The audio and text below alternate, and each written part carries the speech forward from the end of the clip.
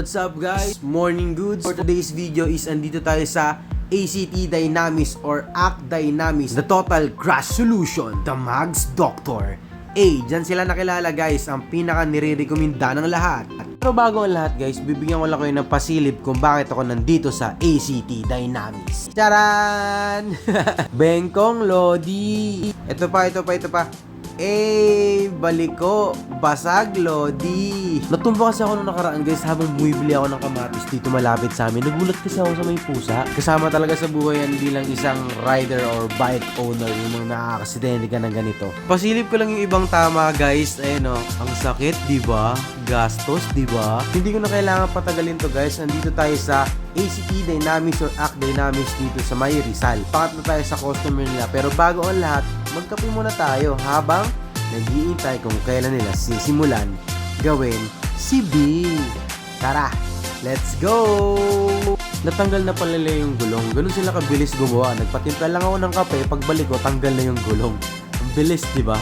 Ngayon habang nagtatrabaho sila ng ganyan, nakikipagkwentuhan naman sila. Ang maganda dito sa shop na to guys, sobrang babait tong mga tao. Parang chill lang sila. Pag nagtanong ka, sasagutin ka. Pag may gusto ka, gagawin nila. So, damang-dama mo yung customer service na ginagawa nila dito sa shop na to. So, salute ako. And balik na tayo dito sa gulong. Ang una nga palang gagawin namin dito, sabi nila, ayusin muna namin yung gulong. So, kailangan muna nating i-fix yung mags bago natin lutasin yung paling nung handlebar natin. Nga pala guys, kung napapansin nyo nga pala, ayos na yung clamp ng handlebar natin kasi 'di ba basag yan kanina yung pinakita ko sa inyo. Napalitan na yan ni Sir Doms sa Flagship Makati. So shoutout nga pala dyan Sir Doms. Balikan na ulit natin yung status tong mags natin. Ang maganda nga pala dito sa shop na to guys, kumpleto sila sa gamit. Kaya panatag ka talaga na hindi nila babara-barahin yung pinapagawa mo. Malaking factor yon, plus 1 sila sa langit. Ang isa sa pinaka nagustuhan ko dito sa shop na to, pag natanggalan nila yung mags mo, papasukin ka nila sa loob para makita mo kung ano talaga yung naging problema ng mags mo or kung ano man yung pinapagawa mo.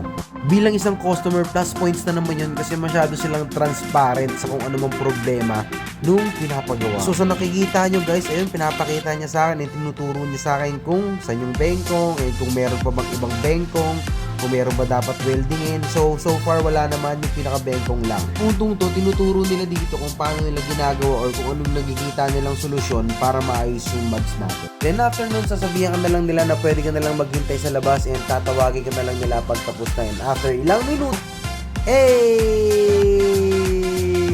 ayun na, ang bilis, diba? So, ganun sila kabilis trumabaho dito, guys. And shoutout nga pala dyan sa mga gumawa ng mags natin. Ayan, yun, mga pogi, And nakakabilib din dito sa ACT Dynamis, kasi yung mga machinist nila dito is mga bata. Pero veterano na rin gumalaw. So, paano ba yan? Kabitan na.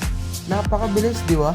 Panis! At dahan-dahan na nga nilang binabalik ang lahat. Siyempre, bago yan, shoutout nga pala dyan, Honda ADV United PH. So, shoutout kay Sir, yung founder ng grupo nila. Salute, ride safe. Sana magkaroon din po ako ng ADV soon. Sa part na to, nagdadal-dalan lang kami yan dito habang kinakabit yung front axle namin, yung mga customer and yung mga tao dito sa shop. And shoutout nga pala dito kay Boss JR. Si Boss JR nga pala is, sa pagkakaalala ko, is pamangkin siya nung may-ari na itong ACT Dynamis. Ang nakakatuwa pa dito is kababayan pala namin siya from Milongos, Leyte. So shoutout sa iyo, guys. Salute. Ayan na, tapos na. Ganun lang sila kabilis trumabaho dito. Napagdesisyon nga pala namin na i-testing muna ni Boss JR since na okay na yung mags natin. Nakikita nyo naman, wala nang problema yung front mags natin. So ito-testing niya muna kung mawawala ba yung paling or kabig dun sa handlebar natin.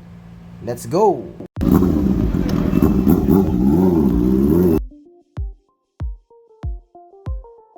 Sa kasamaang palad guys, meron pa rin talagang paling yung handlebar natin, no? Hindi siya nakuha basta-basta dun sa pag-align ng mags natin. Then pinag-aralan nila doon na possible daw, titingnan daw nila yung shock, yung T-post, yung butterfly, etc. At ang nakakatakot doon is maghanda daw ako ng pera. Alam naman kasi natin lahat dito guys na pag T-post ang pinag-usapan, pag shock ang pinag-usapan, medyo mabigat-bigat talaga yung nagastusan. Kaya hindi na ako nagdalawang isip pa, pinasimulan ko na, baklasin nyo na kung dapat ano yung baklasin. Kung meron tayong makitang mali, kung meron tayong makitang sira, gawin na lang natin. And ayun, hindi na ako masyado nakapag-video dito sa mga susunod na nangyari. At ang nangyari pala nito is na-check na nila yung shock, na-check na nila yung T-post at kung ano-ano pa.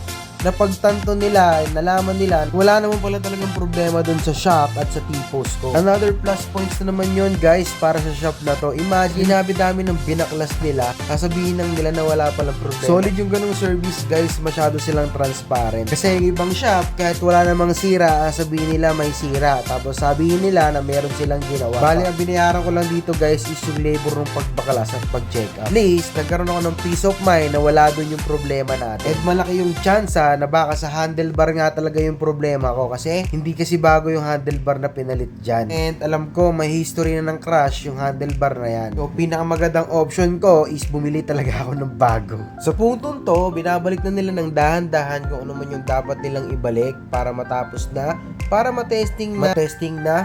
Bakit? Kasi meron silang mga alignment and adjustment na ginawa din dyan. At malalaman natin kung merong pagbabago o improve dun sa ginawa nila. So, ayun, maraming salamat, Act Dynamics. Testing na natin to and update ko na lang kayo ano yung improvement. Let's go! Hey, peace! Hey yo, what's up? So, kakauwi lang natin. So far, okay naman yung motor. Nagamit naman natin yung maayos. Sobrang solid, sobrang satisfied ako sa result. Peace! Salute!